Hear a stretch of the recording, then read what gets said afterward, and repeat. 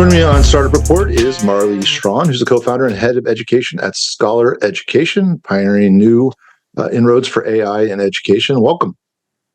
Thank you. Thank you for having me. I'm really excited. This is my first podcast. I'm an avid podcast listener, so I'm excited to be here today. All right, you're on the other side of the current now. Yes. Talent. That's great. Well, welcome. Great to have you here as your first podcast. All right, so I guess let's do the usual catch up on the company. You're in the education space, and you're going to leverage AI to help kids learn better. Tell us how that works. Yeah, well, first, I think it's important to start with my background in general. So I'm a lifelong educator. I started as a high school history teacher, and then I ultimately moved my way up into school administration. Right before I joined Scholar, my last venture was I was the founding principal of a high school in the Tampa Bay area. I have to give some accolades there because it is the #1 charter high school in the district, and it is the only high school period that has a 100% graduation rate in Hillsborough County. So very proud of what I created there. But I am currently the head of education and co-founder at Scholar Education, which what we've done is we've created a platform that utilizes AI to help teachers with the before, during, and after class. So we help teachers with lesson planning, which is the before aspect of planning. The during is that lesson plan feeds directly into a student portal where we have BaxterBot, which you can see a picture here. BaxterBot is the student assistant, and he knows all of the context of the lesson plan, the standards, the learning objectives, the activities, and he's able to provide on-the-spot academic support for the students. In addition to that, within the portal, we've established that we had an opportunity to do accommodations for students with special education plans and also automated translations for students who speak a second language. So we're able to really provide a personalized learning experience with BaxterBot. And then all of that interaction, the conversations with BaxterBot, the accommodation use is then tracked. And that's the after part where we have Professor Bruce here, who's the teacher assistant, and he provides data insights to the teacher to help them guide their decision making on how to better, serve their students and lesson plan in the future. How massive is the integration for this process? I.e., are you then saying move away from the way you created lesson plans in the past and now create them in our system with our help and the AI's help, and then leverage our system all the way through, where this becomes the main connection point for the entire lesson plan for the students? Or is this meant to be a complement to existing systems? So that's a great question. So this is definitely meant to be a complement or an integration that's available to existing platforms, because we know that there are teachers who have lesson plans, for years that potentially want to integrate directly into our platform. And then AI can maybe make suggestions on how to improve it. I personally, I've done a lot of research and to see what competition is out there. I feel like that's our key differentiator, to be honest, is that we involve the capability of ingesting current lesson plans and then aiding that lesson plan with AI, or you can use AI to generate a completely new lesson plan as well. I felt like, based on my experience in the classroom, that would probably be a big barrier to schools being interested in the platform if they felt like it was something new or on top of what they already do on a daily basis. As a principal, I saw teachers using up to 15 different tools, platforms, ed tech tools, just to do their job daily. And I know that if we're just another tool, that's going to be a huge barrier for us. So what we're trying to do is eliminate the need for other tools or integrate with other tools. And when you look at the value add with AI specifically, AI is parsing large amounts of data, to generate new wisdom or new ideas or new solutions. So if you're feeding in the lesson plans that exist, what's that sort of data set that you're leveraging with the AI tools to bring back solutions?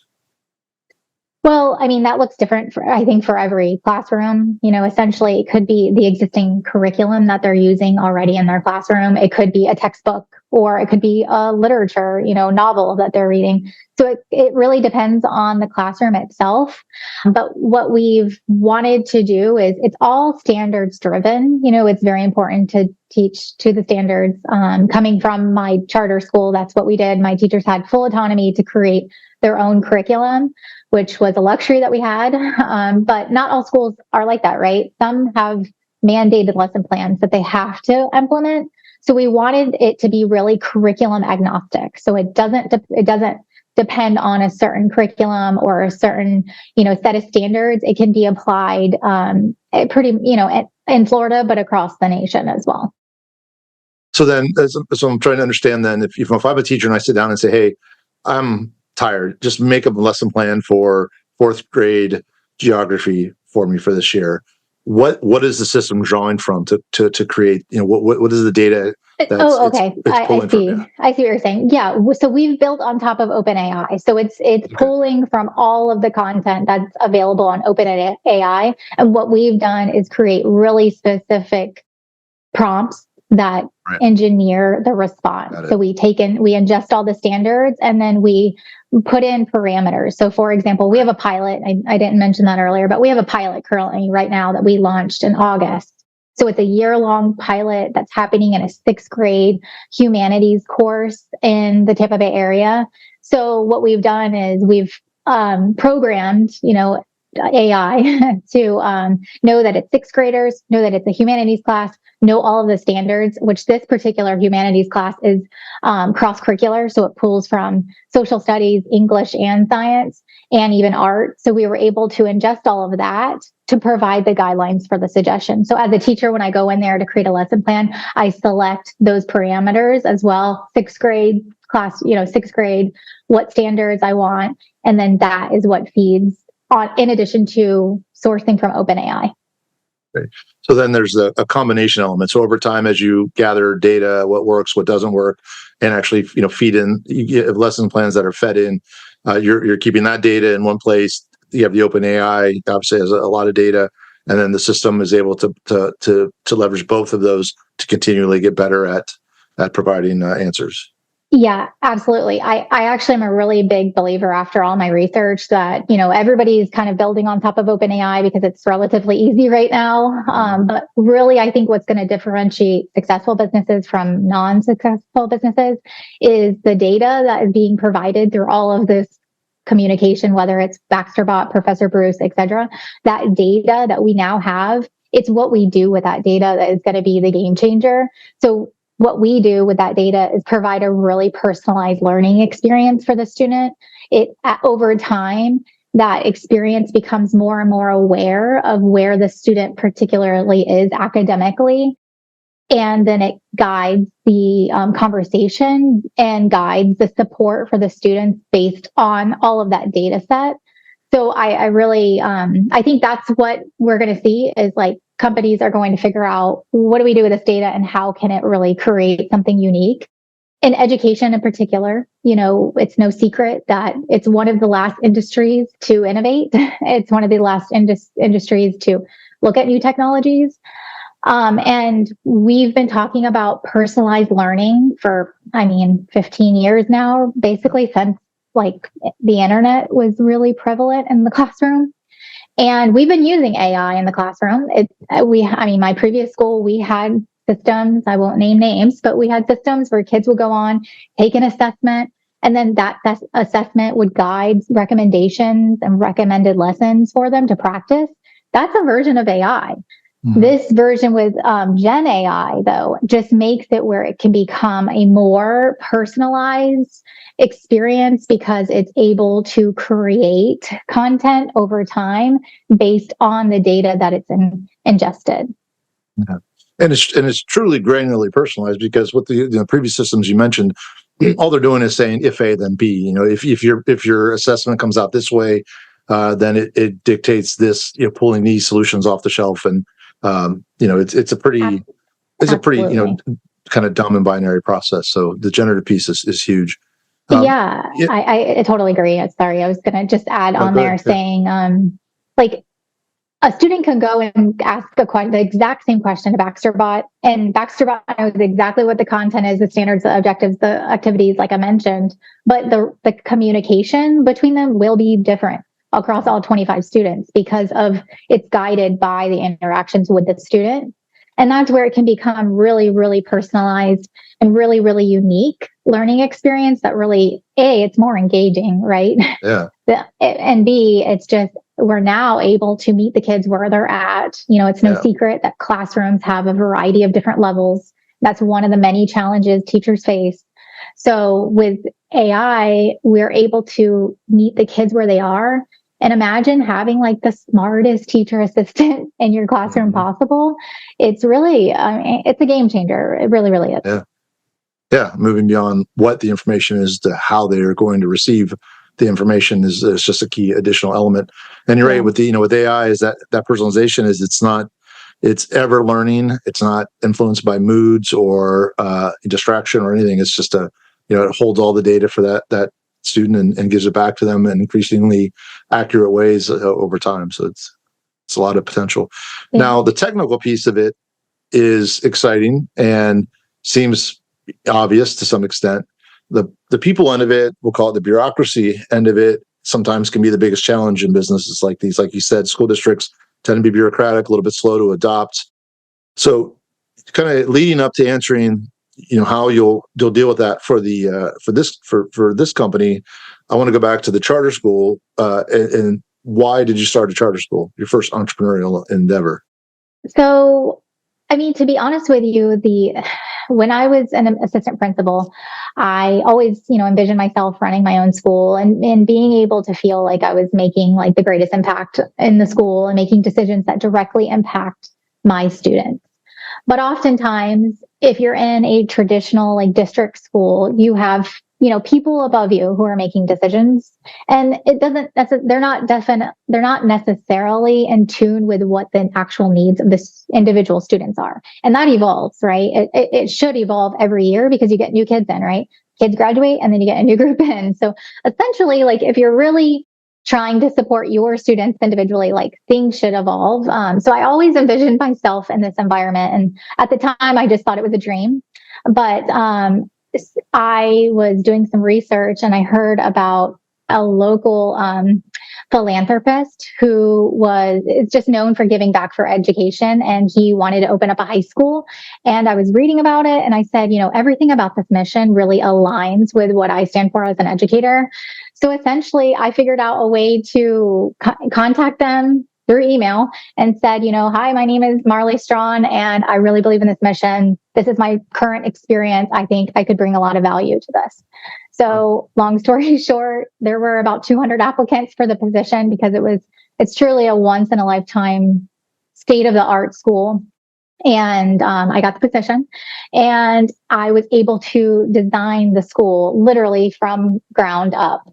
So I would joke with my staff, like every single thing in the school, whether it's the furniture to you guys, I selected. So I was really able to make that dream come true. I was really able to create an environment where we assessed the students and we made decisions based on their needs. We pivoted, we made changes. I always kind of made this analogy between my school and the district schools is we are a motorboat. So we can make very big changes fast and make pivots. And when we see a need for a turn, we can make it quickly.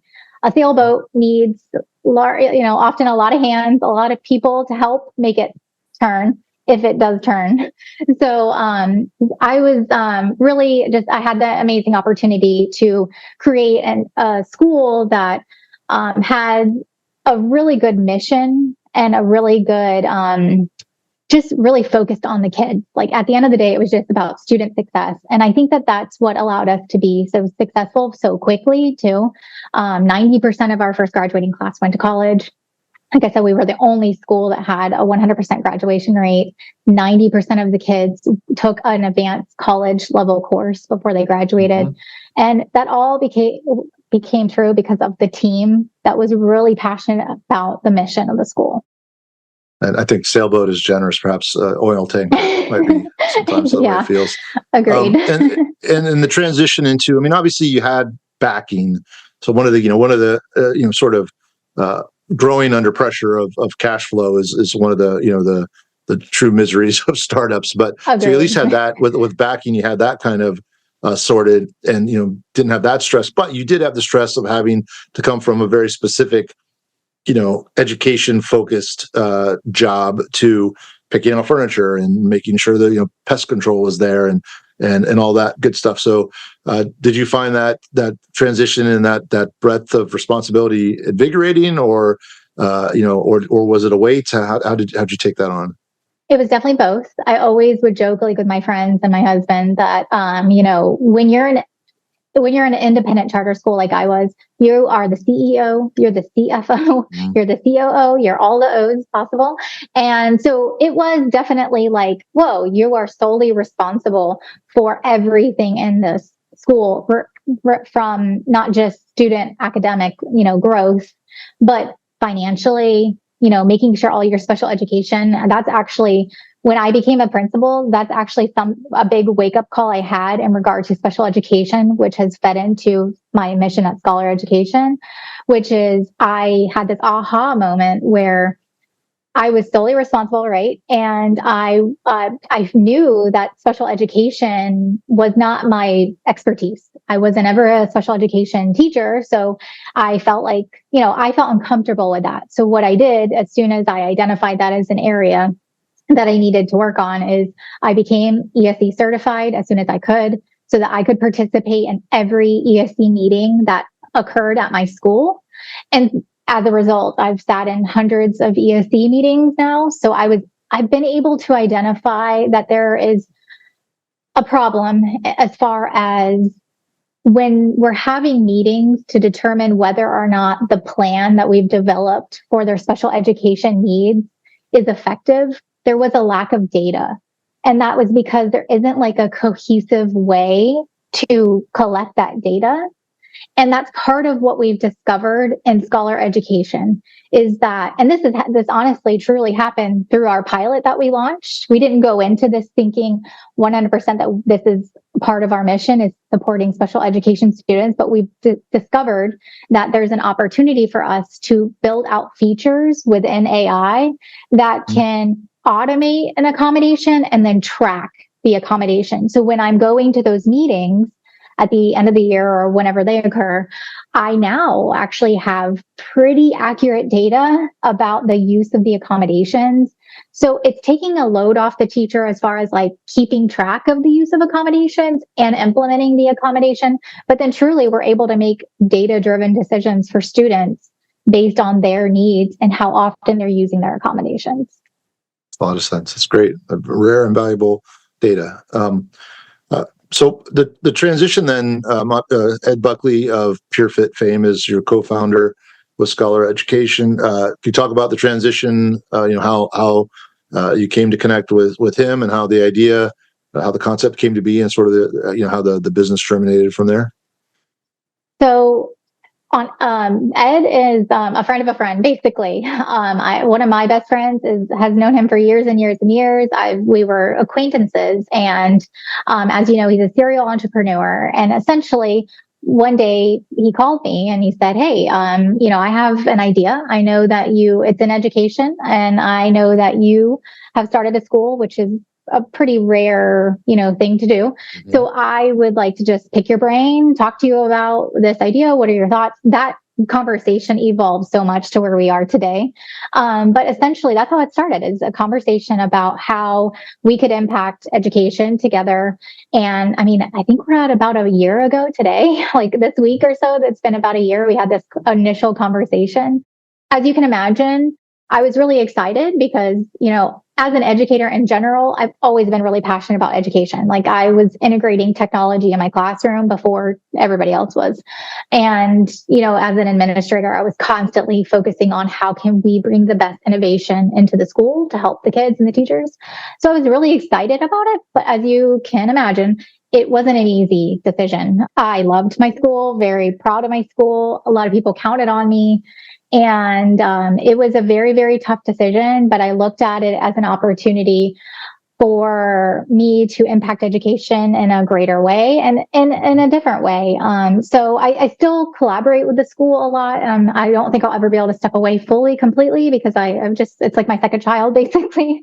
But in all honesty, having Ed as my partner and my co-founder, it really alleviated some of the stress that potentially could go into being an entrepreneur for the first time, because he's experienced it before. So I've been lucky in both opportunities that I've had. My former school, I was lucky as far as having a really great supportive board, and then with Ed, I've been very lucky because he just has a lot of the experience from the business side that I might not have, and I think we are good partners because I'm the education hat and he's the business hat. So then you have the pilot going. Could you talk a little bit about the revenue model? Is it a per student, or is it a flat fee for a school system? How do you plan to collect revenue? So right now we're just in our pilot phase. We have about 15 additional schools who are signed up for our pilot coming up for the upcoming school year. So in August, we're running another pilot to make sure we're fine tuning our platform. Essentially, we haven't completely ironed out the details of the revenue model or how we're going to charge schools yet. Partly because one thing that's kind of a question mark is how AI is going to impact, how AI is going to impact like the budget essentially.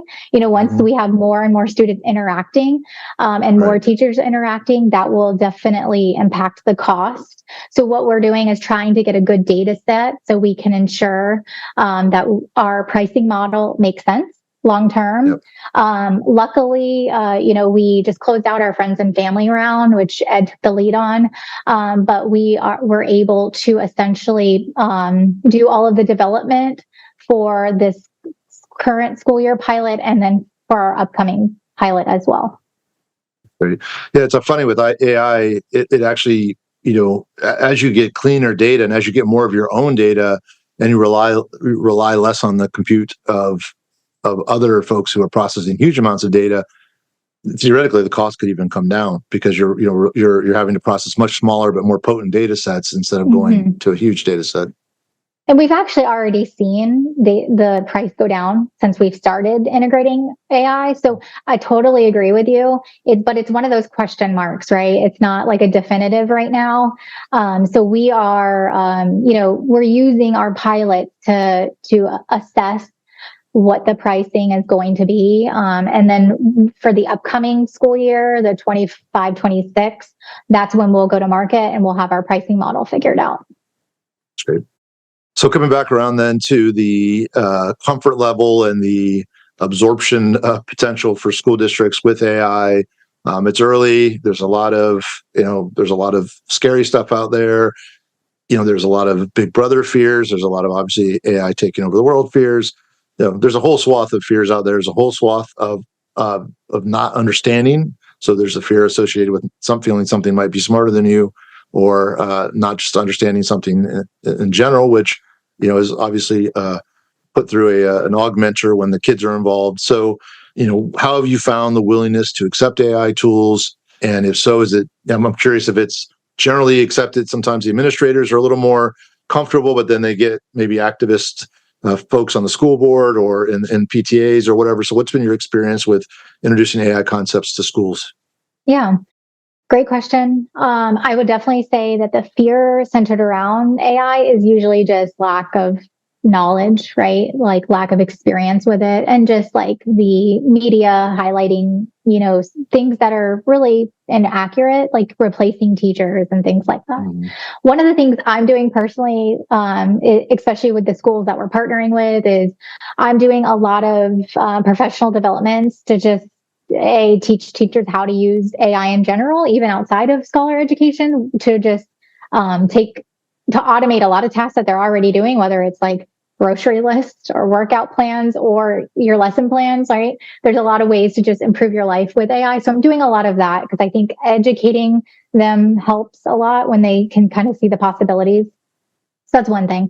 The other thing is, like, in regard to scholar education, the way that we are combating this fear is that we've put a lot of safety guardrails in place. So for example, not only does BaxterBot know all of the learning objectives and standards and grade level and all of that, we have designed BaxterBot to put automatic alerts to the teacher if there's any sort of concerning interaction. So whether that's cheating, because that's a big fear with educators is they're going to cheat, whether that's an attempt to cheat, the teacher will get an automatic alert and then it shuts down the conversation. So the teacher is able to be aware, right? Probably more so than they were able to before, to be honest. And then the other thing in regard to those alerts is like any sort of safety concern, social emotional wise, like if anybody has, talks about anything concerning violence, self-harm, etc., that goes automatically to the teacher. And in the future, we see that as like even a possibility to go to future guidance counselors and things like that. But the other thing that I would say that is probably a way that we're combating this and not getting as much pushback that you would assume with an AI tool is that BaxterBot can be turned on and off at the teacher's discretion. So basically at the per activity as a teacher, I can turn him on and off per activity and per student. So if I do see that Marlee is cheating, I can turn her off and I have that autonomy to do so. So we've built in a lot of guardrails on our end. I'll also say one of the things that I'm doing kind of like from a professional development standpoint, because since AI is so new, there aren't a lot of policies in place yet, but there will be. So I've actually applied and was accepted into a program through EdSafe AI Alliance. It's a fellowship, a year-long program where we will stay on the cutting edge of policies and decisions that are being made and just go on this year-long journey of figuring out the safest way to integrate AI. So I'm really going to be on the cutting edge of policies that are coming through. So I think that will help us as a company in general be, aware of what's coming in and how we can make the safest learning environment. I think being a former teacher and a former principal, I have a unique lens too that can take in consideration what is safe and not. So I think that helps. We are not naive to the fact that there is fear. We're not naive to the fact that part of the battle is informing people. But I will say that this AI tool, our Scholar Education, is really focused on something that a lot of people, we talked about education being like the last industry that people focus on, but special education is even below that. So we are really focusing on something I think that most people don't focus on. And I think that has helped a lot of the interest and why we haven't had as much pushback that, we could have being just an AI tool. Yeah, it's perfectly suited. It's such, special education, each student is so unique and their needs are so unique that to have this really, really leverages AI in the best way. And I will say that I hope at some point, I think on the other end of the spectrum, there's also untapped opportunity. I've always thought that, it's wonderful that in the special education environment that, the student to teacher ratios are much more favorable than in the general population. And I'd like to see someday that equivalent happens with the gifted kids as well, because, they're the kids that may, cure cancer and have these they're special in on the different, and kind of a different way, but uniquely unique as well. And I think unleashing that granular learning experience for them as well could pay real dividends for the world. Yeah, I mean, actually, gifted is actually a category of special education. So that is one of our goals as well, is to we're focusing on accommodations first, and for ESE and 504 students, and then the automatic translations as well. But gifted is definitely one of our missions to challenge those students who, in a classroom, it's hard to teach to all the levels. So what ends up happening, you teach to the middle, and then the kids at the top get left behind and the kids at the bottom get left behind. And then we have this continual issue in education. But again, with AI, this really allows you to focus on the kid where they're at, regardless of being gifted or not. So that's definitely part of our mission at Scholar Education too. Well, I've enjoyed the conversation. You're now a serial entrepreneur, and you're doing podcasts, and you're just you're checking all the boxes now. So that's Yes. great. You're getting in at the right time with the business, and it sounds wonderful that you have the mindset that you can pivot and let it be what its best use case is, or what opportunity dictates, and that's a great mindset to have as well. That flexibility. So I think sounds like a good year ahead of you. Yes, thank you so much for having me. I really enjoyed the conversation too. Marlee Strawn, joinscholar.com is the website, and we'll look forward to watching your continued growth. Thank you.